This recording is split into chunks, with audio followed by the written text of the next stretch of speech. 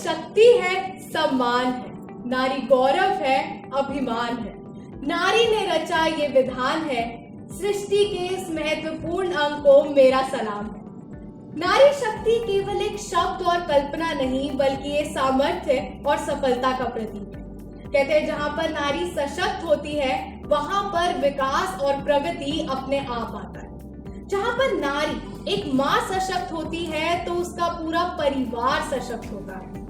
जहां पर पूरा परिवार सशक्त होता है तो वहां पर पूरा समाज सशक्त होता है। और जब पूरा समाज सशक्त होता है तभी तो पूरा देश सशक्त होता है।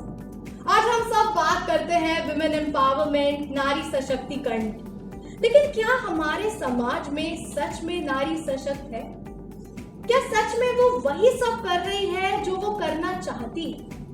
क्या नारी को भी उतना ही सम्मान मिल रहा है जिसकी वो हकदार?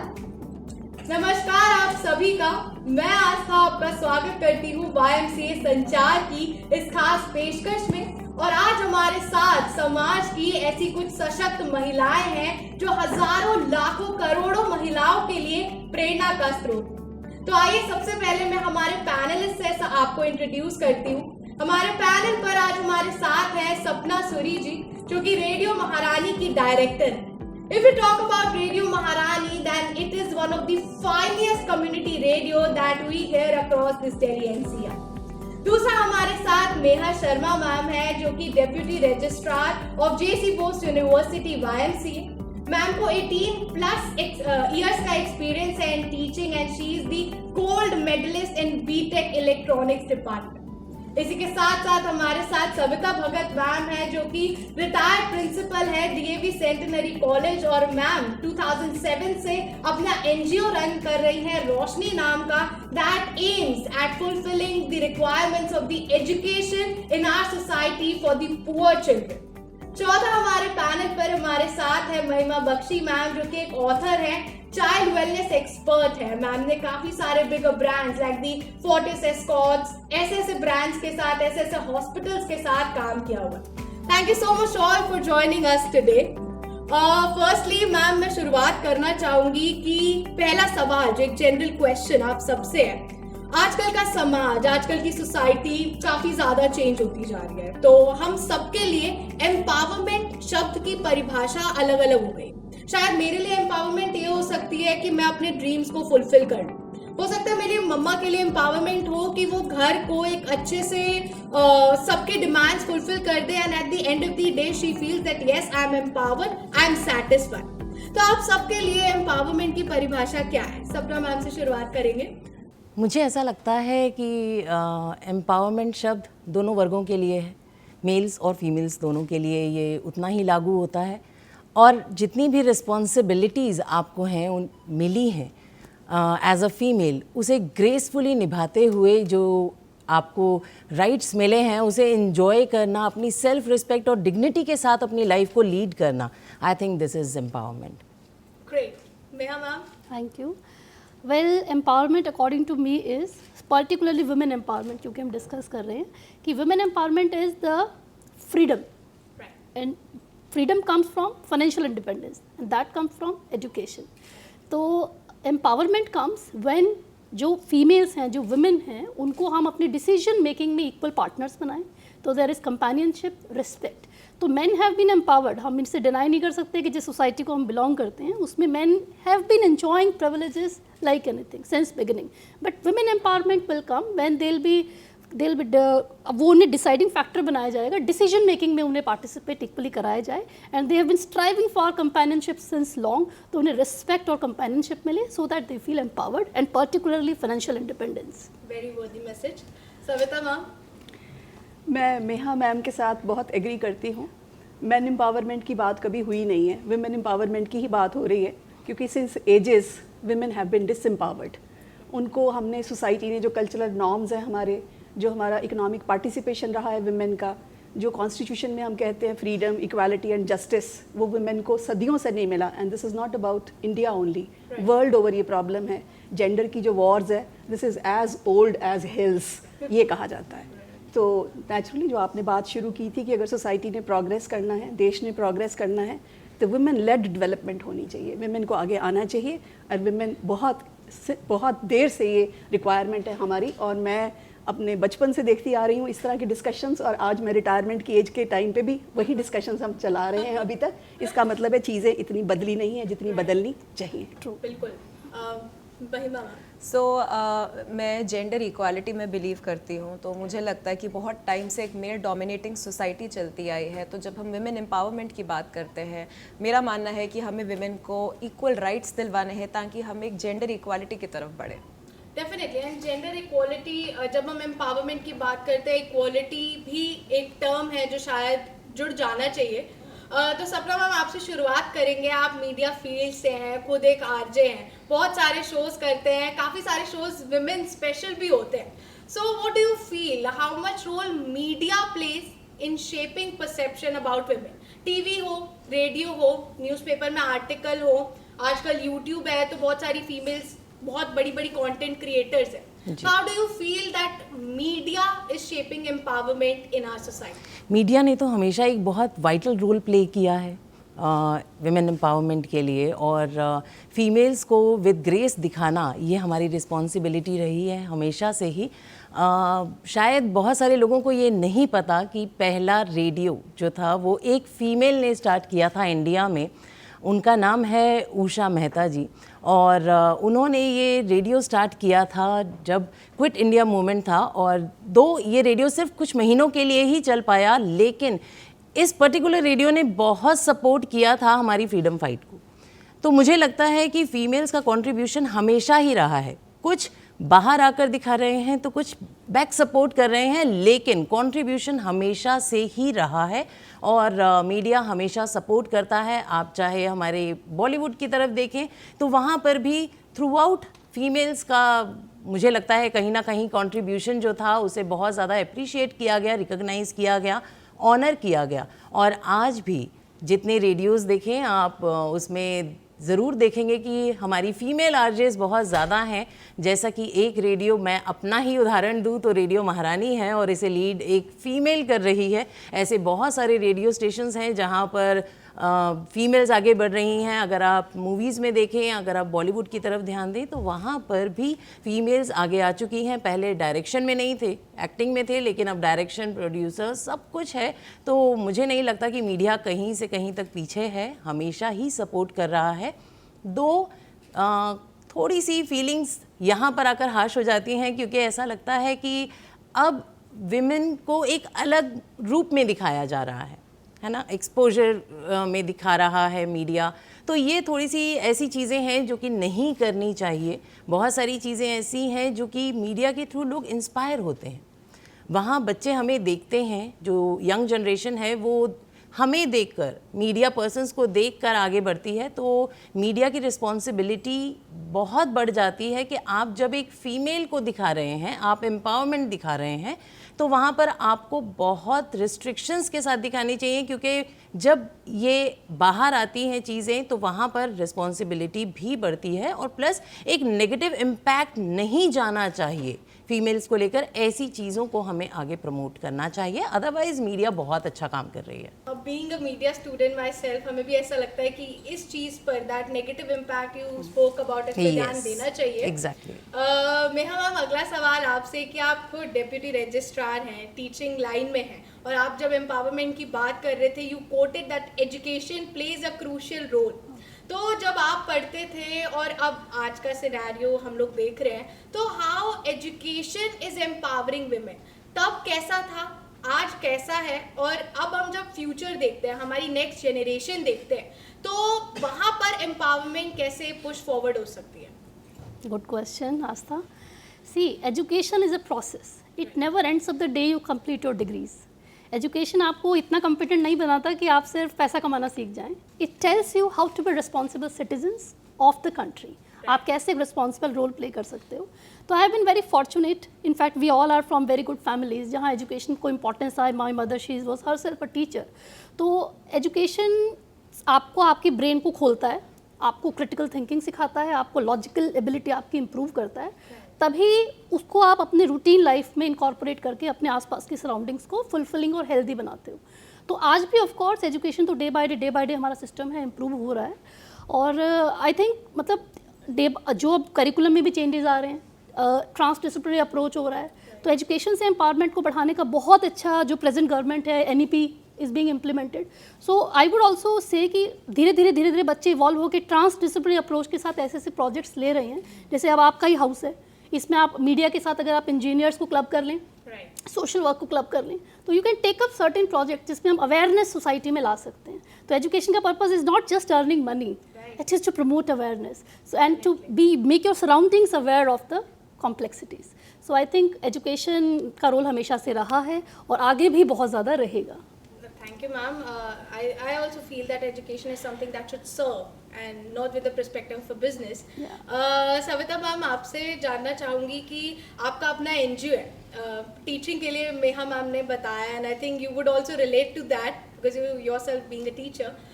लेकिन NGO में there are a lot of challenges itself. NGO आजकल लोग काफ़ी ज़्यादा अवेयर है NGO को लेके. देयर बीन सोसाइटी में भी हमारे यहाँ से ऐसे सोशल वर्क डिपार्टमेंट है, people are associated with NGOs and they are helping people out on a large scale. लेकिन आज भी हमारे समाज में हम विमेन एम्पावरमेंट, सशक्तिकरण ऐसे शब्दों की बात करते हैं, लेकिन आज भी रेप केसेस जो है वो कम नहीं हो रहे. हर बार हमको एक बहुत बड़ा केस सुनते हैं, लगता है इसके बाद अब चेंज आएगा. मतलब I myself have witness so many cases. Nirbhaya का केस करा था, डॉक्टर प्रियंका रेड्डी का केस हुआ था, रिसेंटली RJ कर मेडिकल कॉलेज का केस हुआ. Being a social worker yourself, आपका NGO का पर्पस है एजुकेशन स्प्रेड करना पुअर चिल्ड्रन को, लेकिन जब हम सोसाइटी के मैं कहूँगी अगली फेज को देखते हैं, इन सब चीज़ों को देखते हैं, तो बीइंग अ सोशल वर्कर ये इसमें हमारी क्या रिस्पॉन्सिबिलिटी है, and how being a social worker we can cater all of these cases. बहुत सेंसिटिव इशू है, बहुत क्रिटिकल इशू है जो आपने रेज़ किया है. रेप की बात तो है ही है, तो बहुत ही हीनियस क्राइम है, लेकिन इसके अलावा भी डोमेस्टिक वायलेंस है, किडनैपिंग है, स्टॉकिंग है, ईव टीजिंग है, इस तरह के बहुत सारे केसेस वुमेन के अगेंस्ट होते रहते हैं.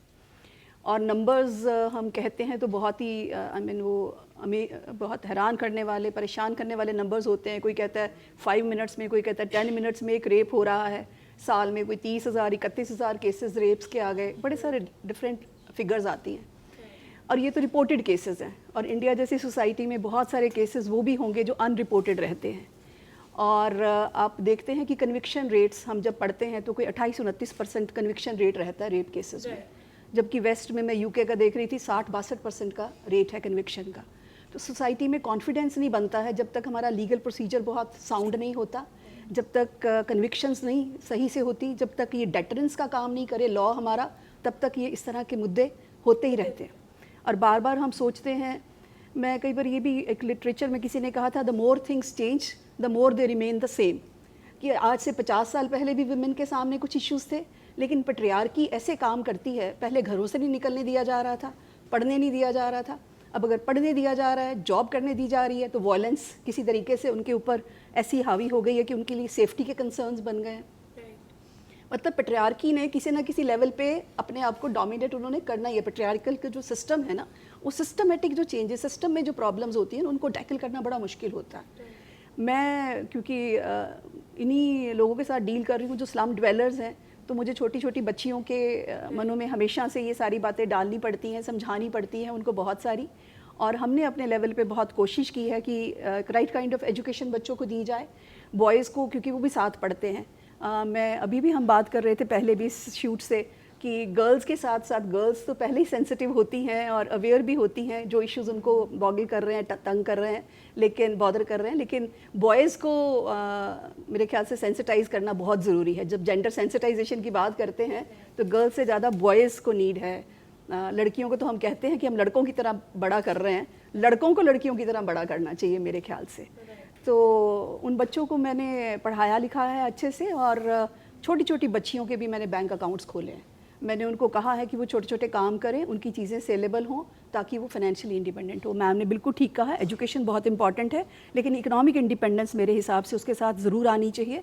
हमने ये भी समाज में देखा होगा कि एजुकेटेड विमेन भी डोमेस्टिक वायलेंस का शिकार होती हैं. Those who are working on prestigious positions वो मुंह नहीं खोलती हैं, बताती नहीं हैं, लेकिन सोसाइटी में अभी भी उनके साथ ज़्यादतियाँ होती हैं इस तरह की कि लोग बताते नहीं हैं। तो ये सारी चीज़ें तो बहुत सिस्टम में हमारे गहरे चली गई हैं, लेकिन फिर एजुकेशन के अलावा I mean we should be positive and hopeful and we should be optimistic always. तो एजुकेशन के अलावा और कोई रास्ता नहीं है। और वायलेंस के केसेस और रेप के केसेस ये तो बहुत ही डिस्टर्बिंग चीज़ें हैं। मेरे घर में मेरी मेड काम करती है, उसका हस्बैंड ड्रंकर्ड है, वो अकेली बच्चों को पाल रही है। एक बार जाके घर के अंदर आग लगा दी, सारा सामान जल गया, वो जिंदा ही मुश्किल से बचे। मैंने बहुत कहा उनको कि मैं पुलिस में हम आप कंप्लेन करते हैं, पर दूसरे फैक्टर्स हैं कि मेरे इन लॉज हैं, मेरी फैमिली में ये होगा, ये बच्ची है मेरी, उसको तंग करेंगे, तो उसने कभी भी मेरे को रिपोर्ट करने नहीं दिया केस। मेरे साथ काम करती है, मेरे घर में हेल्प है डोमेस्टिक, तो वो अकेली मैनेज कर रही है। अब आग लगा दी, वो कर दिया, उसके बाद वो एक दिन रोड पे आ रही है तो उसका हाथ पकड़ के मरोड़ दिया, उसका 40 दिन के लिए फ्रैक्चर हो गया, उसको सारा वो लगा दिया प्लास्टर, उसकी सारी अर्निंग बंद हो गई। तो इस तरह के केसेस बहुत सारे होते हैं और मेरे को तो बहुत ही लोग मिलते हैं। रेप केस तो नहीं मैंने देखा, लेकिन वायलेंस के केसेस मेरे सामने बहुत आते हैं, जो विमेन अकेली रह गई हैं और बच्चों को अपने आप ही पढ़ा रही हैं और अकेली मैनेज कर रही हैं सारा कुछ। तो one step is that we should do the complain thing. हाँ, वो पुलिस की सपोर्ट अच्छी होनी चाहिए। उनको ये लगता है कि शायद पुलिस को भी हम कंप्लेंट कर देंगे तो कल को वो हमारे को हरास करने लग जाएंगे, दिल स्टार्ट डिमांडिंग सम मनी, या हमारे को बार बार तंग करेंगे, या हम अपना जॉब को भी ठीक से नहीं कर पाएंगे। तो इसलिए वो दे प्रेफर रिमेनिंग साइलेंट। मेरे हिसाब से ये कॉन्स्पिरेसी ऑफ साइलेंस जो है ना, ये ठीक नहीं है, चुप रहना ठीक नहीं है। तो आवाज उठानी हाँ, चाहिए पर basically उसमें the worthy message is that we should raise our voice, we should raise our concern। जी श्योर। महिमा मैम, आप खुद एक चाइल्ड वेलनेस एक्सपर्ट हैं, आपने अभी तक बहुत सारे ऐसे फीमेल्स के केसेस देखे होंगे। हाइजीन और सैनिटेशन को लेके there is always a matter of question कि हम कहीं पे भी जाते हैं, there are no separate toilets. Like काफ़ी जगह पे एक न्यूज़ आई थी कि बिहार में आज भी ऐसे काफ़ी सारे सरकारी दफ्तर हैं जहाँ पर males and females are using common washrooms. बहुत सारे इवेंट्स की ऐसी जगह होती है वहाँ पर वॉशरूम इतने क्लीन नहीं होते, दे डोंट प्रेफर हाइजीन और sanitation as their priority. So being a doctor yourself, अब हम एम्पावरमेंट की बात कर रहे हैं, तो what steps we should take forward in our society to possess empowerment when it comes to hygiene, to sanitation, to cleanliness? So washroom का एक मुद्दा जो आपने मेंशन किया है, बिल्कुल सही किया है। बिकॉज फीमेल्स में अगर हम देखें, because of sharing toilets with men, there is always high chances of women getting urine infections, which is very commonly seen in not just India, but anywhere we see that women sharing toilets with men have higher chances of getting UTI. और urine infection की वजह से females को और बहुत तरह की difficulties हो सकती हैं और मेजरली इट गोज़ अनडायग्नोज्ड। फीमेल्स को पता ही नहीं होता है कि उनको यूरिन इन्फेक्शन है, जिसका वो ट्रीटमेंट नहीं लेते हैं, जिसकी वजह से उनको और डिफ़िकल्टीज़ और कॉम्प्लिकेशंस होती हैं। So it's very important that females should be given the respect of given individual washrooms eight public places. And also यहाँ तो हम मेल फीमेल की बात कर रहे हैं, लेकिन मैं ये भी कहना चाहूँगी कि बहुत सारी पब्लिक प्लेसेस में I don't see washrooms for specially disabled. अगर व्हील चेयर पे कोई सीनियर सिटीजन महिला है जिसको एक वॉशरूम यूटिलाइज करना है तो पब्लिक प्लेसेस में उसके लिए कोई वॉशरूम नहीं होता है। सो मैं ये भी चाहूँगी कि स्पेशली डिसेबल्ड के लिए वॉशरूम पब्लिक प्लेसेस में ज़रूर बनाया जाए। एंड जनरली हम देखते हैं, अगर हम इंडिया में देखें तो men can still if they want to pee they can kind of even do it on the road side, but women cannot do that. So for senior citizen women also ये ज़रूर सोचना चाहिए कि उनको एक वॉशरूम की ज़रूरत जो रहेगी, उसके अंदर जो रिक्वायरमेंट रहेगी, अगर वो उनको नी पेन है, उनको स्कॉट नहीं हो रहा है, तो उस तरीके से उनके लिए भी क्या सपोर्ट सिस्टम पब्लिक वॉशरूम्स में देना चाहिए। दूसरी एक और चीज़ मैं यहाँ मेंशन करूँगी, since I am into child wellness, is lack of breast feeding rooms at public places. Women find it so difficult to breastfeed their little ones at public places because breast feeding rooms बहुत सारी जगहों पे नहीं बने हुए हैं। और अगर महिलाएं अपने छोटे बच्चे के साथ ट्रैवल कर रही हैं या किसी पब्लिक प्लेस पे गई हैं जहां बच्चे को भूख लगी और उसको स्तनपान कराना है, तो उसके लिए जगहें नहीं बनाई गई हैं जो कि होनी चाहिए। सो अभी भी हम देखें तो अगर एयरपोर्ट जो हमारे चेंज हुए हैं वहाँ पे ब्रेस्ट फीडिंग रूम्स बनाए गए हैं, लेकिन अभी भी बहुत सारी ऐसी जगहें, बहुत सारे मॉल्स हैं, रेलवे स्टेशंस हैं, बैंक्स हैं जहाँ पे महिलाएं जाती हैं बच्चों को लेके, और वहाँ पे एक ब्रेस्ट फीडिंग रूम ज़रूर होना चाहिए। मेन ट्रांसपोर्टेशन की जो जगह है, आई थिंक बस डिपोज metro stations, Travel बहुत सारे places, travel places. basically. Okay, that was a very good suggestion. सपना मैम, आप खुद मीडिया फील्ड से हैं एंड वर्क लाइफ बैलेंस मुझे लगता है इतना मेल्स पर नहीं एक्सपेक्ट किया जाता है कि आप घर आएँ, घर आके भी काम करें. All they do is they go out, they work, they come back home, they get food, they get clothes, and they sleep majorly. But these days males are changing. Actually. Current scenario में males are changing. लेकिन you come from a media field, जैसे अब कोई instant, जैसे हम बड़े radio station जो पूरे उसमें चल रहे हैं, नेशनल वर्ल्ड वाइड चल रहे हैं, उसमें जैसे कोई भी ब्रेकिंग है, आप खुद एक आरजे हैं, you need to report that ASAP because it's one media platform radio and you need to communicate to the people that this happened. तो उन सच सिनेरियोज में एक फीमेल के लिए वर्क लाइफ बैलेंस मेंटेन करना कितना डिफिकल्ट है. और मुझे ये जानना है कि मतलब मैंने देखा है कि आपके हस्बैंड बहुत सपोर्टिव है, जनरली फीमेल्स के नहीं होते हैं, लेकिन डू यू फील कि आपके घर में आपको और आपके हस्बैंड को इक्वल रिस्पेक्ट मिल रही है, that you also go out, you work, he also go out, he also work? Respect की अगर बात है तो येस, ऑफ कोर्स मुझे बहुत रिस्पेक्ट मिलती है. और मुझे ऐसा लगता है कि रिस्पॉन्सिबिलिटी उसको मिलती है जो वो निभा सके. अगर कोई नहीं निभा सकता तो उसे रिस्पॉन्सिबिलिटी दी भी नहीं जाती. मुझे यहाँ पर एक छोटी सी कहानी याद आ रही है, क्योंकि रेडियो से हैं तो कहानियाँ सुनाना तो हमारा परम अधिकार है. तो एक छोटी सी कहानी है कि जब राम और रावण इन दोनों के युद्ध हो रहा था, और बहुत टाइम तक तो जब श्री राम ऑलरेडी युद्ध मैदान में अपने उतर चुके थे, तब तक रावण नहीं आए थे. जिस दिन रावण आए उस दिन तहलका मच गया, क्योंकि वो ऐसे लड़े कि आधी जो सेना थी राम जी की वो खत्म हो गई. तो राम जी को लगा अरे ये क्या हो गया. विभीषण डरता डरता आया और उसने पूछा कि राम जी ऐसे तो हमारी पूरी सेना खत्म हो जाएगी और हम कभी जीत ही नहीं पाएंगे. श्री राम ने कहा कि वो अकेला नहीं लड़ रहा था युद्ध में. विभीषण ने कहा नहीं, मैंने तो भैया को अकेले ही लड़ते देखा. तो फिर श्री राम ने कहा नहीं, वो अकेले नहीं लड़ रहे थे, उनके साथ शक्ति लड़ रही थी. और युद्ध में अगर मुझे जीतना है तो मुझे शक्ति को मनाना होगा, शक्ति को अपने पास लाना होगा. तो ये जो एक फिगर है ये शक्ति स्वरूप है. हम शायद इसे अंडर एस्टिमेट करते हैं कि हम ये नहीं कर सकते, हम ये नहीं कर सकते, हम ये नहीं कर सकते. देखिए, एक फ़ीमेल को भगवान ने माँ का दर्जा दिया तो वो भी कुछ सोच कर दिया होगा. कहीं पर भी किसी भी पौराणिक कथा में आपने ये नहीं देखा कि पिता अपने पुत्र को या किसी भगवान को खाना खिला रहे हैं. हमेशा आपने देखा कि माँ का रूप वहाँ पर सामने आया. एक माँ ने अपने बच्चे को खाना खिलाया. और जब भी देवता भी कभी किसी प्रॉब्लम में फंसे, उन्होंने शक्ति का आवाहन किया और शक्ति आई और उन्हें बचाया. तो मुझे लगता है कि अपनी शक्ति को शायद हम लोग खुद ही इतना देख नहीं पा रहे हैं, समझ नहीं पा रहे हैं, लेकिन एक औरत में बहुत शक्ति है.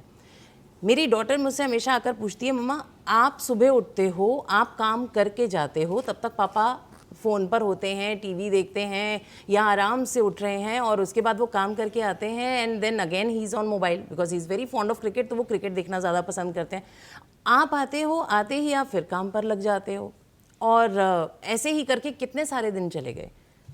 तो मुझे लगा मेरा आंसर कुछ ऐसा जेन्युइन होना चाहिए कि आगे मेरी बेटी जब किसी फैमिली में जाएगी तो उसे पता होना चाहिए कि मुझे क्या करना है, और ये चीज़ें आगे एक गलत रूप ना ले लें. तो माय आंसर वाज कि पापा में इतनी ताकत ही नहीं है कि वो ये सारे काम हैंडल कर सकें. मुझ में फिजिकली और मेंटली इतनी ताकत है, इसलिए मैं ये सारे काम कर पा रही हूँ. एक्चुअल में ऐसा होता है, हम अपने आप को नेगेटिव सोच रहे हैं या हम अपनी पावर्स को नेगेटिवली ले रहे हैं या पॉजिटिवली ले रहे हैं, ये हमारे ऊपर है. जितना हम जब ये सोचते हैं कि एज फीमेल्स हम में बहुत ताकत है और इनके बस की कहाँ जो ये सारे काम कर पाएँ, तो मुझे लगता है सारे काम बहुत आसान हो जाते हैं और जेन्युइनली हो जाएंगे.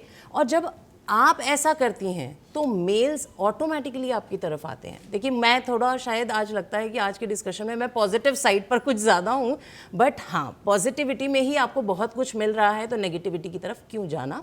तो मुझे तो पॉजिटिव ने बहुत कुछ दिया है, और 100% अगर एक औरत अपनी शक्ति को पहचान जाए तो वो 5 जगहों पर एक साथ काम कर सकती है. एक औरत का दिमाग एक आदमी से ज़्यादा काम करता है, it has been proved, right. तो वो सिर्फ इसलिए है कि उसके पास शक्ति है।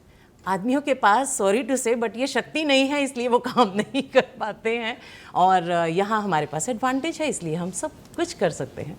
Message to all the men कि अब you start working in your homes, कि जिसकी वजह से अब ये परसेप्शन नैरेटिव सेट हो गया कि मेन डजंट वर्क, सो वो चेंज हो। Exactly. तो मेहा मैम, आप खुद बीटेक इलेक्ट्रॉनिक फील्ड से हैं, आपको उसमें एक गोल्ड मेडल मिला है, और आपके टाइम में आई वुड से आपको 18 इयर्स तो टीचिंग में हो चुके हैं। आप जब खुद पढ़ते थे उस टाइम विमेन को किसी भी टेक्निकल फील्ड में इतना सपोर्ट नहीं किया जाता था कि आप इंजीनियरिंग, मैथमेटिक्स ऐसे सब्जेक्ट्स में पुश नहीं मिलता था। आज भी उस टाइम की बात छोड़ी, मैं आज भी बात करती हूँ तो स्टेम में, stem is that is science, technology, engineering and mathematics, इसमें सिर्फ 23% विमेन है ग्लोबली, एंड बहुत कम, मतलब उनमें से भी रिप्रेजेंटेशन और रिकॉग्निशन सिर्फ 11% का है। तो आज जब हम स्टेम जैसी फील्ड की बात कर रहे हैं, वहां पर विमेन एम्पावरमेंट हम कैसे बढ़ा सकते हैं? फर्स्टली अगर स्कूल लेवल पे बात करें तो आर्यभट्टा की क्लासेस, मतलब मेरा पर्सनल एग्जांपल है, आर्यभट्टा की क्लासेस में लड़कियों को हटा दिया जाता था and males were only sent कि आपको आर्यभट्टा की क्लासेस लेनी है। तो that was the narrative when I used to study. तो अब कितना चेंज हुआ आई हैव नो क्लू, लेकिन यूनिवर्सिटी लेवल पर हम फीमेल्स को कैसे पुश फॉरवर्ड करें? क्योंकि मैंने मैकेनिकल इंजीनियरिंग की क्लास देखी, there were 75 students, amongst them there were 55 were males and rest of them were females. तो हम विमेन एम्पावरमेंट स्टेम जैसी फील्ड में कैसे पुश फॉरवर्ड कर सकते हैं? Again good question Aastha. सबसे पहले I would like to continue where ma'am stopped. She just excellently explained everything, और एक एक शब्द उनका बिल्कुल सही था। तो अनामिका अंबर जी की 4 पंक्तियों से मैं अपनी बात शुरू करूंगी कि सृष्टि के निर्माण में जो साझेदारी कर सकती है, सृष्टि के निर्माण में जो साझेदारी कर सकती है, शक्ति शिव को, शिव शक्ति को शिवकारी कर सकती है। यूँ पुरुषों जैसा होने में क्यों निज मौलिकता खो देना, यूँ पुरुषों जैसा होने में क्यों निज मौलिकता खो देना, जो कोई नहीं कर सकता वो सिर्फ नारी कर सकती है। देखिए, men and women they are physiologically different, उन्हें अलग बनाया गया है उनके व्यवहार में, उनके कैरेक्टरिस्टिक्स में, उनकी जनरल जो संरचना ब्रह्मा जी ने की है। A women at a time can be as hard as a rock and as soft as a petal. उसको डिज़ाइन ही इस तरह से किया गया है कि she can handle multiple things. वो प्लान, डी कोड, एग्जीक्यूट सब कुछ पैरेलल कर रही होती है लाइक अ माइक्रो प्रोसेसर। तो इस डिफरेंस को हमें मेन को भी और वुमेन को भी, दोनों को इस डिफरेंस को बहुत ही ग्रेसफुल तरीके से एक्सेप्ट करना पड़ेगा। Let us agree to disagree, अगर कुछ नहीं हो रहा तो, ठीक है। तो ये क्या है, men and women they complement each other so beautifully that women empowerment is not possible without men. जो फीमेल ट्रेड्स हैं, अभी भी मैम कह रही थी कि वो ऑलरेडी जेंटल हैं, ग्रेसफुल हैं, सॉफ्ट हैं, सेंसिबल हैं, सेंसिटाइज्ड हैं, और जो मेल के कैरेक्टरिस्टिक्स हैं, एग्रेसिव, डिसीजिव, वो सब ऑटोमेटिकली फीमेल ने ले लिए हैं। कोई भी मैस्कुलिन ट्रेट ऐसा नहीं है apart from very few biological issues जो ब्रह्मा जी ने दिए हैं कि जो काम फीमेल ना कर सकती हो। तो जब वो सारे ट्रेड्स ऑलरेडी ले लिए हैं, तो इस समय जो नीड है सोसाइटी की, दैट इज कि ये मैस्कुलिन और जो फेमिनिन एनर्जी है, they should combine together, they are complementing each other already so well कि ये कंबाइन करके ही एक्चुअली एम्पावरमेंट को मीनिंग दे पाएंगी। और दूसरा ये कि स्टेम में I think M is for management और mathematics, then it should be M2, M should be bold, and E for engineering, it should be entrepreneurship. STEM में मेरे हिसाब से एक एक्स्ट्रा E और एक एक्स्ट्रा M ज़रूरी है। अगर वो मैथमेटिक्स है तो it should B management also, and E में इंजीनियरिंग है तो एंटरप्रेन्योरशिप ऑल्सो। देखिए, ग्लोबली अगर हम बात करें, जो स्टेटिस्टिक्स या डेटा आता है वो है जो बहुत टॉप पोजीशन से, या बहुत जो स्टेटिस्टिक्स का एक्चुअली पार्ट है वहाँ से लिया जाता है। अब जो फाइनेंशियल इंडिपेंडेंस, जैसे मैंने शुरू में कहा था कि एम्पावरमेंट सिर्फ और सिर्फ तब आ सकती है जब आप डिसीजन मेकिंग में आपका रोल हो। And my father is always told it that ये सारा गेम स्ट्रगल फॉर पावर का, चाहे वो घर है, चाहे वो ऑफिस है, चाहे वो रिलेशनशिप है। इसमें जो पेट्रियार्कल सोसाइटी ने अपनी रूट्स बना रखी हैं, क्योंकि वो पावर छोड़ना ही नहीं चाहते। और इट इज़ जो फीमेल वांट्स इज, सबसे पहले उसको रिस्पेक्ट चाहिए और कंपेनियनशिप चाहिए। वो गाना सुना है ना, जिस पथ पे चला उस पथ पे मुझे आंचल तो बिछाने दे, साथ ही ना समझ कोई बात नहीं, मुझे साथ तो आने दे। तो देखिए कितनी ब्यूटीफुली ये सेंटेंस में कहा गया है कि उसको सिर्फ कंपेनियनशिप चाहिए, उसको रिस्पेक्ट चाहिए। तो डिसीजन मेकिंग में अगर आप उससे सलाह लेना शुरू कर देंगे, तो family is the smallest entity from where it it will start working and धीरे धीरे स्टेम की बात करके ऊपर ग्लोबल लेवल पर जाएगा। तो ई में अगर मैम ने जैसे बताया, मैम की मेट शी सो मतलब बताया मैम कितना टच्ड हैं, तो हमारे आसपास भी हम सबकी हाउस हेल्प्स हैं, they are not the part of that data, क्योंकि वो कहीं रिकॉर्ड पे नहीं है कि वो जॉब करती हैं, लेकिन they all are earning. Most of the house helps they are females. तो और जो हम लोग जॉब्स कर पा रहे हैं, it is only because of our house helps. तो वो कहीं रिकॉर्ड पर नहीं है। और ये जो रिकॉर्ड पर है वो बहुत इन्फ्लुएंशियल फैमिलीज़ हैं, वो बहुत इन्फ्लुएंशियल सेक्टर्स हैं जो रिकॉर्ड में इतना कॉम्पिटेंट रखते हैं कि वो अपना पार्ट प्ले करते हैं। अदरवाइज जो हिंदुस्तान का एक्चुअल तबका है फीमेल्स का, वो इतना ज़्यादा अपनी लाइवलीहुड को अर्न कर रही हैं कि despite they are not being counted in any records, they are entrepreneurs. आप ये देखिए, फॉल पिको करके एक टेलर अपना बुटीक से अपना घर चलाती है, एंड और सबके ऐसे हाई फाई बुटीक्स नहीं है। एक सिंपल फॉल पिको 100 रुपये लेके भी people are there, they are earning their livelihoods. The maids are, they are doing simple sweeping, mopping work, and they are running from door to door, and they are actually leading to their livelihood in a decent and nice manner. तो STEM तक तो हम बहुत बाद में पहुंचेंगे। सबसे पहले वहाँ से पहले जो नीचे जो फैमिली की एंटिटी है, that needs basic improvement, and again education is the only thing जिनसे हम अपनी अवेयरनेस आसपास के लोगों में लेके आएँ। The girls, the females, they need to inherit some qualities. उनको ये समझना पड़ेगा कि do not walk after men.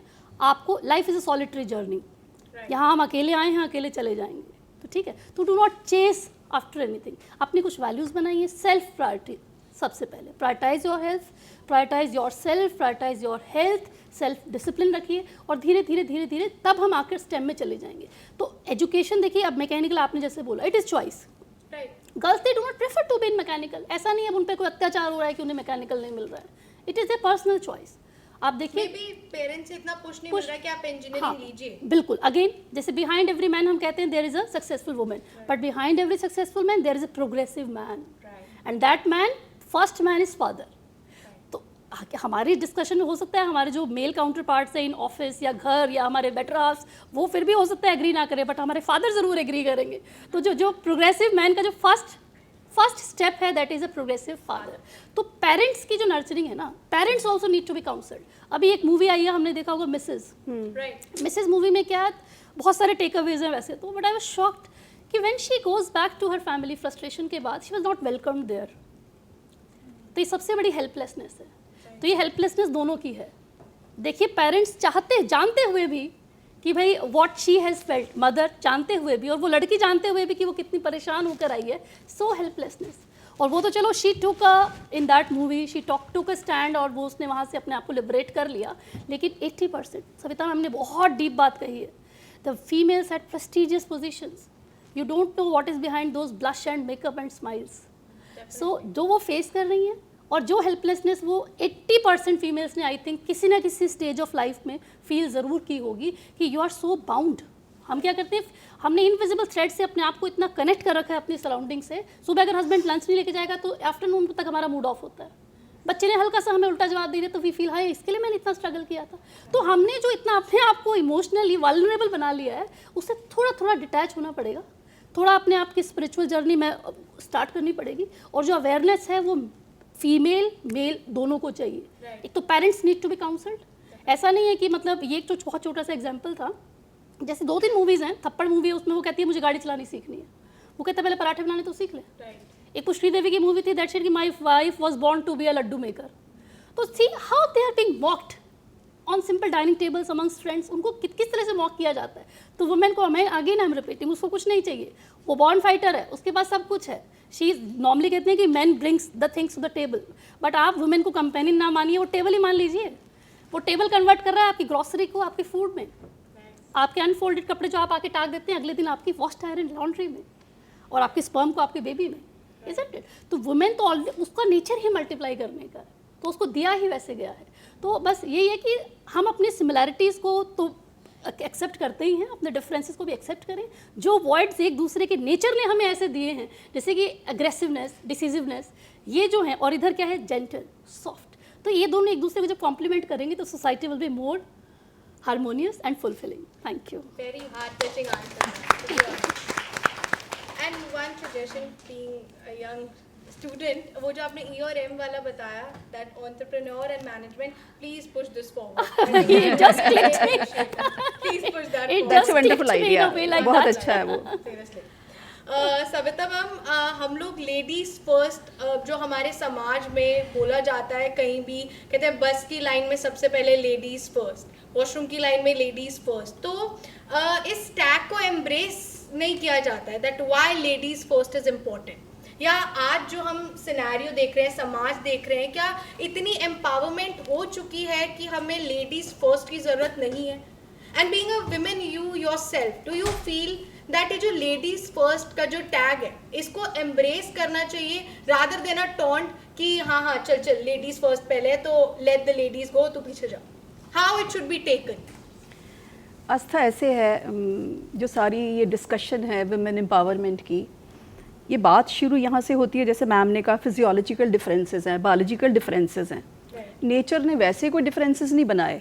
Nature ने तो 2 स्पीशीज़ चाहिए थे प्रोग्रेस करने के लिए और जनरेशन को आगे ले जाने के लिए, तो मेल और फीमेल है।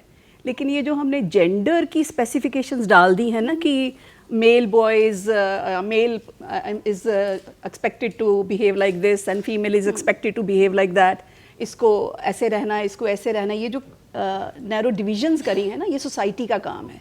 इसका मतलब ये जो जेंडर है ना, this is a social construct, ये नेचर का कंस्ट्रक्शन नहीं है, ये सोसाइटी का कंस्ट्रक्ट है।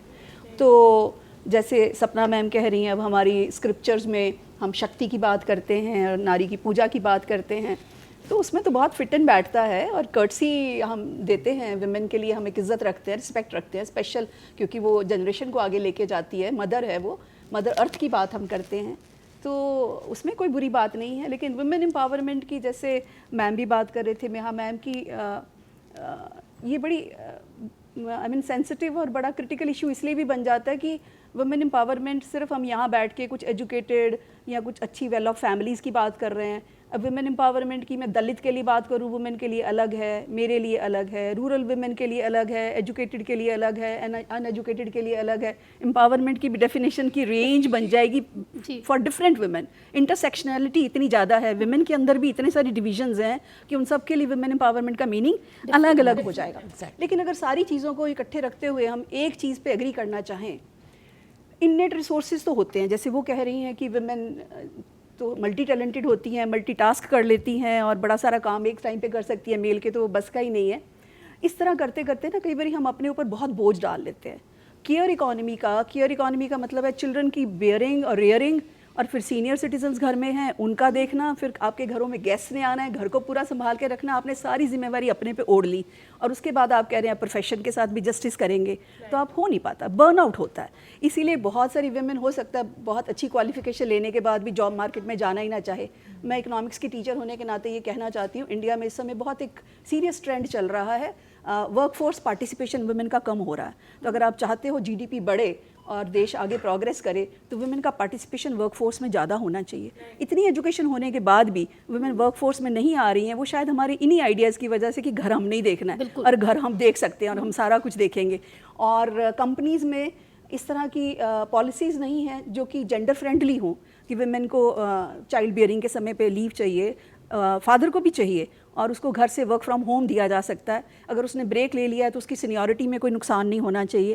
तो इसीलिए लोग बहुत कॉर्पोरेट सेक्टर में नहीं जाना चाहते। जैसे आप स्टेम की बात कह ही रहे हो, तो वुमेन लोअर लेवल की एडमिनिस्ट्रेटिव जॉब्स पे तो हैं, लेकिन हायर पोजीशंस पे आप क्या देखते हो, कहते लीकी पाइपलाइन है। आपके वाइस चांसलर्स और रजिस्ट्रार्स का नंबर और डीन्स का नंबर वुमेन का बहुत यूनिवर्सिटीज़ में कम होगा और टीचिंग लेवल पे बहुत ज़्यादा होंगे। प्राइमरी स्कूल्स में देखेंगे तो ज़्यादा आपको वुमेन ही नज़र आएंगी, लेकिन हायर लेवल पे बहुत कम नज़र आएंगी। तो बीच में से वुमेन निकल जाती हैं। जहाँ जहाँ केयर की ज़रूरत है, रिसेप्शनिस्ट लेडी होनी चाहिए, नर्स लेडी होनी चाहिए, प्राइमरी स्कूल की टीचर लेडी होनी चाहिए, जबकि 5 स्टार होटल में शेफ़ जो है वो एक मेल होगा। जहाँ अर्निंग के चांसेस ज़्यादा हैं वहाँ मेल आ जाएगा, और जहाँ केयर की ज़रूरत है वहाँ पे वुमेन को हम आगे कर देते हैं। तो इस तरह से बहुत सारे हमने सोसाइटी में कल्चरल सोशल कंस्ट्रक्ट्स करके उनकी अर्निंग की कैपेसिटी को भी कम कर दिया।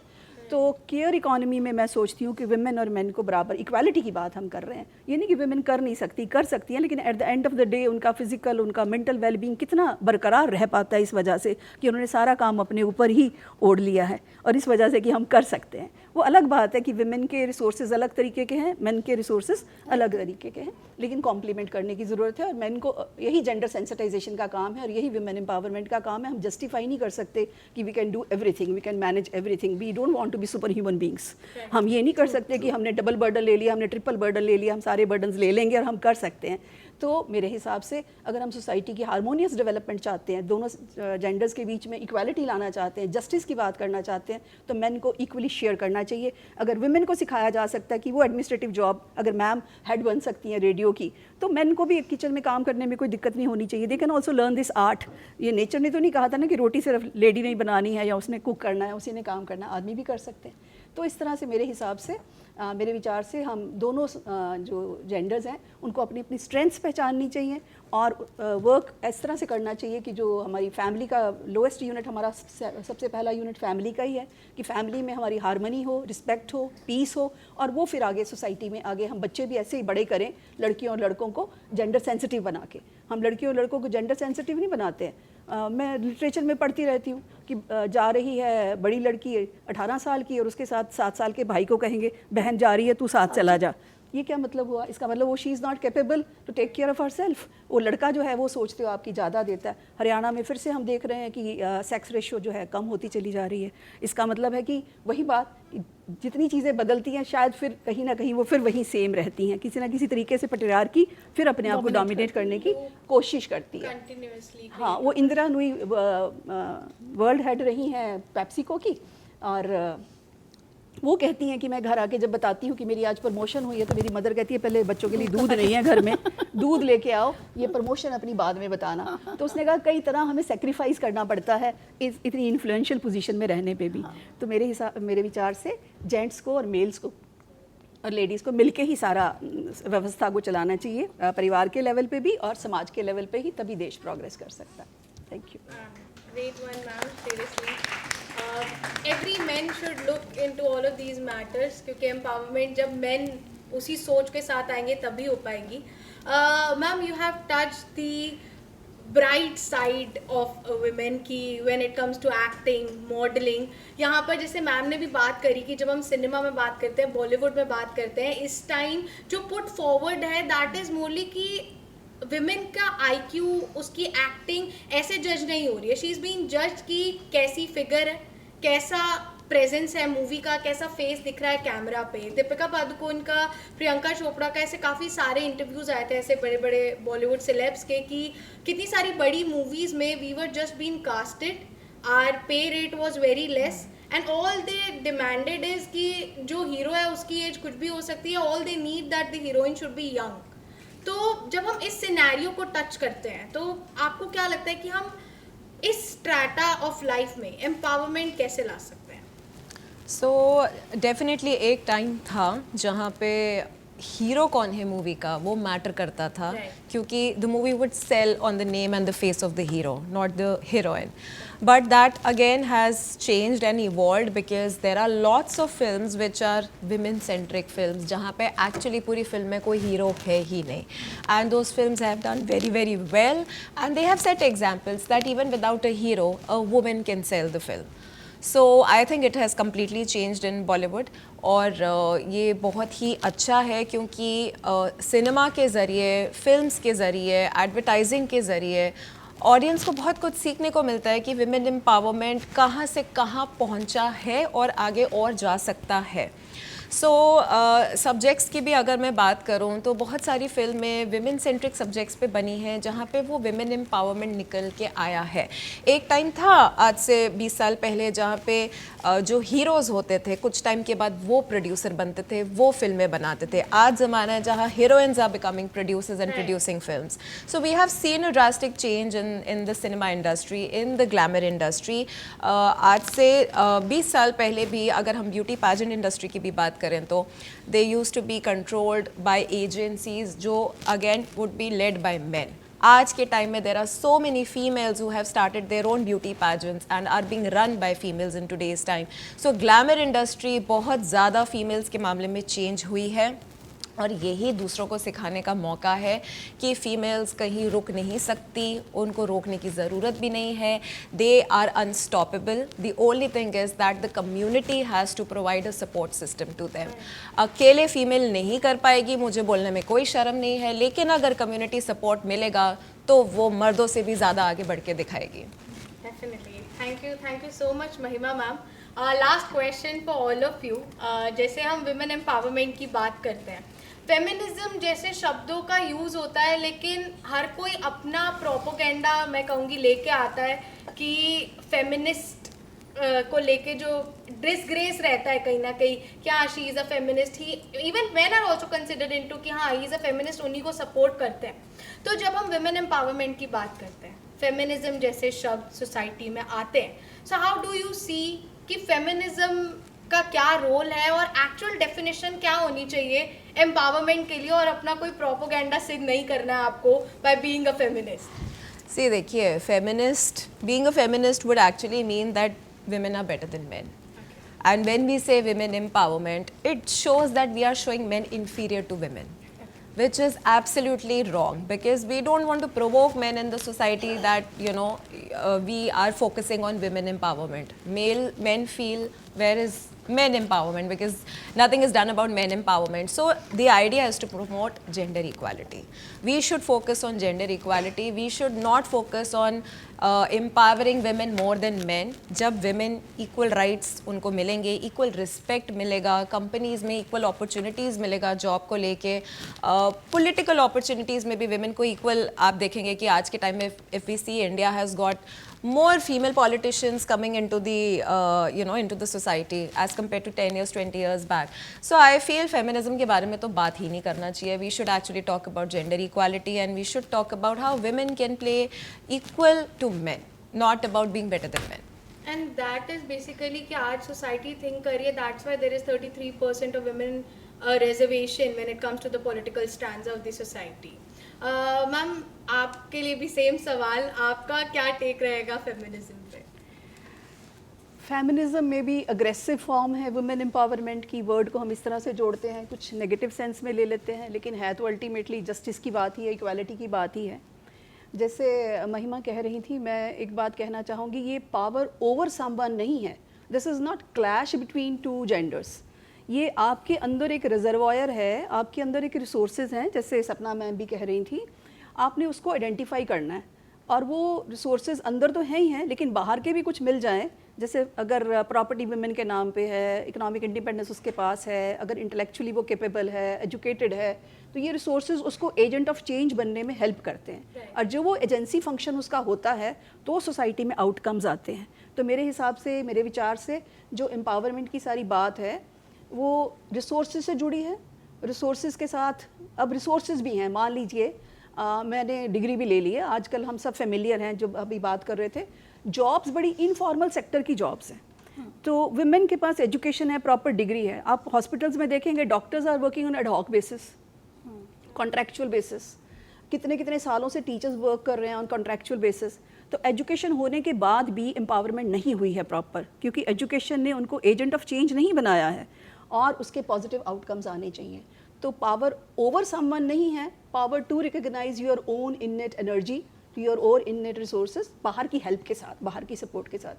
विमेन को नेचर ने बहुत अच्छे तरीके से नवाजा है, क्योंकि मदरहुड का उसको काम दिया है. तो नेचुरल रिसोर्सेज उसके पास अंदर बहुत है, ताकत बहुत है, शक्ति बहुत है. लेकिन सोसाइटी अगर उसे रोज़ रोज़ इन्फीरियर फील कराती रहेगी, या सोसाइटी के सोशल कंस्ट्रक्ट, कल्चरल कंस्ट्रक्ट्स ऐसे होंगे, जैसे विदेश में मेरी एक फ्रेंड रहती हैं, वो कहती हैं शादी होती है तो वहाँ पे भी हम जब सेरेमनी करते हैं तो कहते हैं विडो ना इस काम को करे, विडो सामने नहीं आए. अब बैठे आप अमेरिका में हो और कनाडा में हो, और अभी तक आप ये बात कह रहे हो कि विडो हाथ ना लगा दे, या ये कहीं आपका मिस कैरेज तो नहीं हो गया था, आपको ये हाथ काम नहीं करना, शुभ काम नहीं करना. अब इस तरह के कल्चरल कंस्ट्रक्ट्स हमने वुमेन के लिए बना दिए हैं. बात हम कर रहे हैं इक्वालिटी की, बात हम कर रहे हैं उसके लिए रिस्पेक्ट देने की, उसकी डिग्निटी मेंटेन करने की. तो इस तरह की चीज़ें, मैरिज नहीं करोगे तो आपकी सोसाइटी में कोई कदर नहीं है. If you have not born a child, you have not given birth to a child, तो आपकी कोई कदर नहीं है. तो इस तरह की बातें जब हम करते हैं सोसाइटी में, तो वो वुमेन के लिए मेरे ख्याल से डिमीनिंग हो जाती हैं. चाहे फेमिनिज्म कहो, तो चाहे वुमेन एम्पावरमेंट कहो, इक्वालिटी, जस्टिस, रिस्पेक्ट सबको चाहिए होती है और वो वुमेन को भी चाहिए। फेमिनिज्म भी यही कहता है कि हमें मर्दों से ज्यादा नहीं लेकिन उनके इक्वल की बात है, हम पावर ओवर नहीं, पावर टू होना चाहिए। इक्वालिटी में हम आप कहते हैं See, feminism according to me is cerebral equality. It is cerebral equality. सबसे पहले तो मुझे लगता है सारे men को, क्योंकि उनको सबसे ज़्यादा प्रॉब्लम है फेमिनिज्म वर्ड से, please Google it up. Feminism means cerebral equality. Women are already superior to men. We do not need anything else in that. But हम जो whosoever has drafted this word, I think this word was crafted long back, late 1870s I think बहुत हुआ था। तो धीरे धीरे definition evolve हुई है और अब क्योंकि जो चैलेंजेस आए डेफिनेशंस में फिलहाल ये है कि इट इज सेरेब्रल इक्वालिटी। हमें ये है कि to contribute to the society we want to be a part of the decision making, this is the only thing which we want. Superiority की बात है तो we are already superior, Brahma ji ने हमें बनाया ही सुपीरियर है। अब देखिए इस बंद कमरे में कैन वी इमेजिन, कोई इमेजिन कर सकता है कि वुमेन को राइट टू वोट नहीं था? ठीक है, राइट टू वोट और क्यों नहीं था? कभी गूगल करना, I am living this question for you, क्योंकि कभी किसी राइटर ने इनकैप्सुलेट करके ये मेंशन कर रखा है कि उनकी जो लॉजिकल थिंकिंग कैपेसिटी है, उनकी रैशनल थिंकिंग है, वो नहीं है वुमेन में, क्योंकि वो नहीं है इसलिए उनको राइट टू वोट नहीं है। सो आयरॉनिकल। तो आज की तारीख में हाँ इट्स एक हम जो क्या हमारे लिए ये, तो अभी हमारी ड्यूटी है कि जो नैरेटिव्स पहले ज़माने में थे, जो आज हमारे लिए मजाक बन गए हैं, तो आज ये हम सब की ड्यूटीज़ है कि हम अब इस नैरेटिव को शिफ्ट करें कि फेमिनिज्म का एक्चुअल मीनिंग क्या है। It is just a cerebral equality which is being demanded so as to create a society that is more harmonious and more fulfilling. मुझे ऐसा लगता है कि मैं फिर यही कहूँगी, सबसे रिफ़र करके मैं एक अपना जवाब देना चाहूँगी यहाँ पर। देखिए जब हम बात करते हैं इक्वालिटी की, तो मुझे महेश भट्ट साहब के एक इंटरव्यू का स्टेटमेंट था, वो याद आता है। उन्होंने कहा कि हम किससे मांग रहे हैं, किससे मांग रहे हैं कि हमें राइट्स दीजिए, हमें इक्वालिटी चाहिए? किससे? आदमी से। जैसे मैम ने कहा कि वो हमसे सुपीरियर नहीं है, हम उनसे सुपीरियर हैं। एग्जैक्टली हम सुपीरियर हैं। लेकिन फेमिनिज्म की डेफिनेशन थोड़ी सी चेंज होनी चाहिए, फीमेल रिस्पेक्टिंग फीमेल होनी चाहिए। यहाँ हम कहते हैं कि जैसे अभी सविता मैम ने भी कहा कि अमेरिका में बैठे हैं और ये कह रहे हैं विडो हाथ नहीं लगाएगी, या मिसकैरेज हुआ तो आप सामने मत आइए। ये किसने कहा?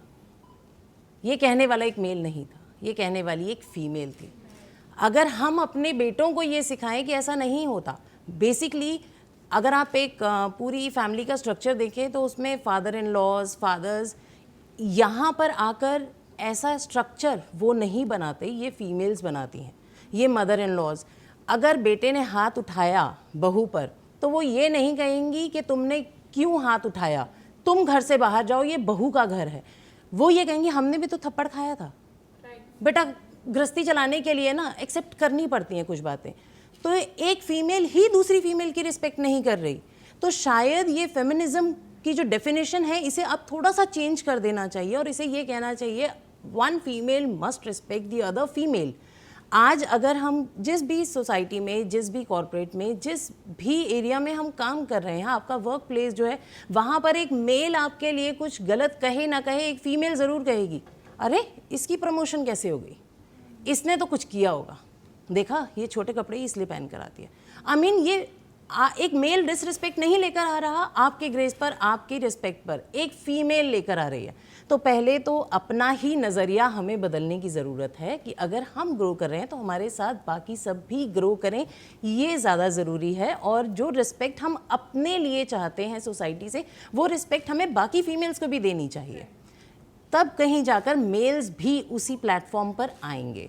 तो सबको अपना ब्रेन वॉश थोड़ा सा करने की ज़रूरत है। ज़माना बदल रहा है, युगों से हमने बहुत कुछ सहा है, बट अब वो लिबर्टी भी है हमारे पास। हम इस बात को कहीं पर भी इग्नोर नहीं कर सकते कि वो लिबर्टी, वो राइट्स हमें नहीं मिल रहे हैं, हमें सब मिल रहा है, हमारे पास ऑलरेडी वो है, बट हम सबको उसे साथ ग्रेसफुली आगे लेकर जाना है। कहीं पर भी ऐसा नहीं कि अपने लिए रिस्पेक्ट और दूसरे के लिए डिसरिस्पेक्ट हम मांगें, तो ये पॉसिबल नहीं हो पाएगा। और with this note thank you Aastha. So much ma'am. औरत की दुश्मन ना बने, दोस्त बने। अब दोस्त बनना चाहिए। Last segment we have our audience, तो जिसके भी जो सवाल है हमारे गेस्ट से प्लीज वो आप पूछ लीजिए। कि जैसे विमेन है, ड्राइविंग कर रही है, तो ये माना जाएगा कि यार ये तो औरत है तो ठीक नहीं चलाती होगी, या हम एक एग्जांपल ले लें कि डॉक्टर है, तो अब जब आप हॉस्पिटल जाओगे, डॉक्टर आप वर्ड सुनते हो, तो मैंने देखा है कई लोग ये एक्सपेक्ट करते हैं कि कोई मेल आएगा वो डॉक्टर होगा।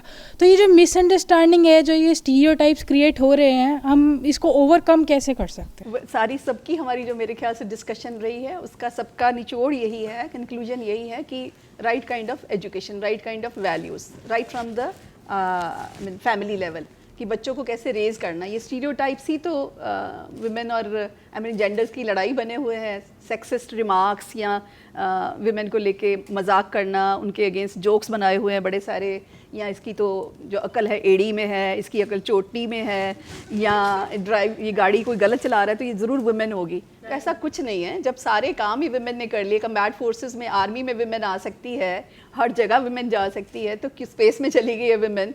तो हम इस तरह के स्टीरियोटाइप्स को तो हमें छोड़ ही देना चाहिए। तो परिवार में मुझे लगता है पेरेंट्स की जिम्मेवारी है शुरू से ही बच्चों को इस तरह की बात समझाने की, और इस तरह की वैल्यूज़, और वो एग्जाम्पल से ज़्यादा बताई जाती है, बातें बता के नहीं बताई जाती। लाइफ कैसे लीड करते हैं वो दोनों हस्बैंड वाइफ घर में बच्चों के सामने, उसी से ही पता चलता है, बच्चे उसी से सीखते हैं।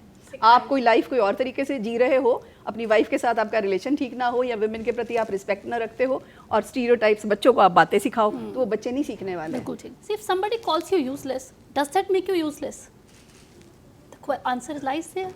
हमें अपने इर्द गिर्द पर्टिकुलरली फीमेल्स को एक ऐसा शेल बना लेना है which knows how to bounce back in a silent way. We should know how to ignore, we should learn to say no. और जो स्टीरियोटाइप्स में हमेशा से हम बंधे हुए हैं, उसमें सबसे पहले सेल्फ डिसिप्लिन कम्स। किसी के कहने से आप यूजलेस नहीं हो जाएंगे। They are sufficient examples. Surround yourself with positivity, surround yourself with people who genuinely care, who genuinely love you and who can empower you. बाकी you cannot control what is beyond control. तो जो सिक mentality है, जो कुछ loose comments कर रहे हैं, उनको तो आप कंट्रोल ही नहीं कर सकते। What you can control is yourself. तो हम खुद को कंट्रोल बेटर कर सकते हैं। ठीक है। सो माय क्वेश्चन इज़ कि जैसे सविता मैम ने बोला था कि जो हमें लड़की हैं उन्हें लड़कों की तरह नहीं, लड़कों को भी लड़कियों की तरह पालना चाहिए, उनकी भी ऐसी अच्छी परवरिश करनी चाहिए। तो जब एक जो आजकल की अनडेवलप्ड, नहीं मतलब ऐसे नहीं कह सकते, कि जो अनडेवलप्ड सोसाइटीज़ हैं और रूरल एरियाज़ हैं, तो मैम क्या वो एक्सेप्ट कर पाएंगी कि एक मैन काम कर रहा है, एक मैन जो है वो घर के काम कर रहा है, अपनी वुमेन का सपोर्ट कर रहा है? सो what we are choosing and we are complaining about it and we are not changing, थोड़ा सा कॉम्प्लेक्स सेंटेंस हो गया। अगर हम किसी चीज़ के लिए बहुत ज़्यादा कंप्लेंट कर रहे हैं, ठीक है, और उसको चेंज करने की कोशिश नहीं कर रहे हैं, तो बाय डिफ़ॉल्ट हम उसे चूज़ कर रहे हैं। कुछ चीज़ों को मूक समर्थन होता है, देयर इज साइलेंट अप्रूवल। ठीक है, तो ये तो पहले तो ये देखना है कि अगर हमें चेंज करने की कोशिश नहीं कर रहे हैं, तो हमें कोई हक नहीं बनता कि हम क्वेश्चन करें और सोसाइटी से कंप्लेंट करें। You are responsible students. ठीक है, तो सबसे पहले तो हमें जो ग्राउंड लेवल है, स्टूडेंट्स, आप तो मीडिया, आपके पास इतना अच्छा स्ट्रीम आपने चूज़ किया है, ये हमारी ड्यूटी है, we should take the onus. आप छोटे छोटे प्रोजेक्ट्स बनाइए। मैं तो ये कहूँगी कि आप मतलब अपने करिकुलम का पार्ट बनाइए, 10-10, 15-15 बच्चों की टीम बनाइए, उसमें लोकल पीपल को जोड़िए। जो आपने उन्नत भारत अभियान में 5 गांव अडॉप्ट कर रखे होंगे ना, उन 5 गाँवों के साथ आप एक छोटी छोटी स्किट्स के फॉर्म में आप जाइए, क्योंकि जो सोशल एक्सेस है वो सबको नहीं है। और जब हम 15 बच्चों की टीम बनाएंगे, उन 15 लोगों के घर में डिस्कस होगा, वो पॉजिटिव थॉट्स डिस्कस होंगे, वो 15 लड़कियां ज़रूर अपनी आगे की फ्रेंड से डिस्कस करेंगी, वो स्क्रिप्ट डिस्कस करेंगी। तो owners lies again on us. Let's not बादर कि कौन इसको एक्सेप्ट करेगा, कौन नहीं एक्सेप्ट करेगा। Let's make the baby steps, और छोटे छोटे एफर्ट्स करके I am sure the narrative will shift, I am sure things will change. My question is कि हमने यहाँ काफ़ी सारी वुमेन एम्पावरमेंट की बात की, तो हर जगह जहाँ वुमेन एम्पावरमेंट की बात की गई है, तो कहीं ना कहीं वो डिस्कशन जो होता है एक डिबेट बन जाता है, जहाँ मैन एंड वुमेन को लाइक वर्सेस कर दिया जाता है, जहाँ ये दिखाया जाता है कि जैसे कि मैं एग्जांपल दूंगा, अभी बात चल रही थी, मैम उसकी बात कर रही थी कि जो वो है इक्वालिटी की बात चल रही थी, मैम ने कहा वुमेन सुपीरियर हैं ऑलरेडी। वेल, हमें उससे कोई दिक्कत नहीं है, वुमेन सुपीरियर हैं, बिल्कुल है, हम शायद खुद भी ये मान लें, बट ऐसा नहीं होना चाहिए। वुमेन एम्पावरमेंट की अगर बात हो रही तो मैं शायद ये चाहूँगा, या फिर as a man as a women भी ये चाहेंगे कि वहाँ सिर्फ वुमेन एम्पावरमेंट की बात हो। वेल, तो मेरा और एक क्वेश्चन बीच में ये आया था कि जब लड़की घर से बाहर जाती है तो उसके साथ एक लड़का भेजा जाता है कि भाई जा, इसका ध्यान रख, तो उसे भेजने वाली भी एक औरत ही होती है, माँ होती है। वो इसलिए क्योंकि शायद इंडियन सोसाइटी में कुछ ऐसी चीज़ें हैं जिनकी वजह से इनसिक्योर हैं लेडीज़ भी, इसलिए भेजा जाता है। तो यहाँ पे काफ़ी सारी लड़कियां हैं, यंग माइंड्स हैं, तो मैं चाहूँगा कि आप इन्हें एक एडवाइस दें कि उन अपनी लड़कियों को, जो उनकी गर्ल्स होंगी, जो भी उनको किस तरीके से टीच किया जाए कि वो अकेली भेज सकें, इतनी कैपेबल बना सके अपनी लड़कियों को, अपने लड़कों को, कि वो अकेले बाहर जा सकें। और कुछ चैलेंजेस जो शायद इन्हें अभी नहीं दिख रहे होंगे, आप वहाँ बैठे हुए देख सकते हैं वो चैलेंजेस, उनके बारे में कुछ एडवाइस चाहूँगा मैं इनसे। देखिए फिजियोलॉजिकली बेटे वो जो सुपीरियर वर्ड यूज़ किया गया है वो ताकत के लिए, स्ट्रेंथ के लिए नहीं यूज़ किया गया है।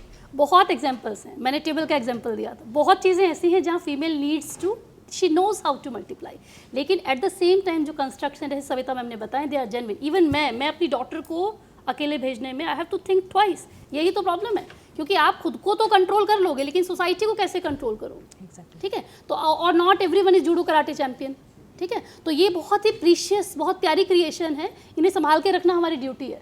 तो प्लीज़ फेमिनिज्म के नाम पे ये डिमांड करना बंद कीजिए कि हमें अकेले बाहर जाना है, हमारा जो मन कर रहा है करना है। ये इसको लॉन्ग डायरेक्शन में फीमेल्स को भी नहीं लेके जाना चाहिए, क्योंकि जो आपके पेरेंट्स हैं, जहाँ उन्होंने कुछ जेन्युइन रिस्ट्रिक्शंस लगाई हैं, वो इसलिए लगाई हैं क्योंकि सोसाइटी डजंट परमिट।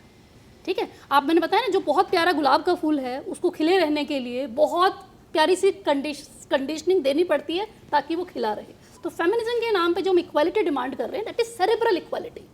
ठीक है, लेट्स नॉट डिमांड कि हम भी हम तो भी 200 किलो का लोहा उठाएंगे, ये उठाएगा, हम क्यों नहीं उठा सकते।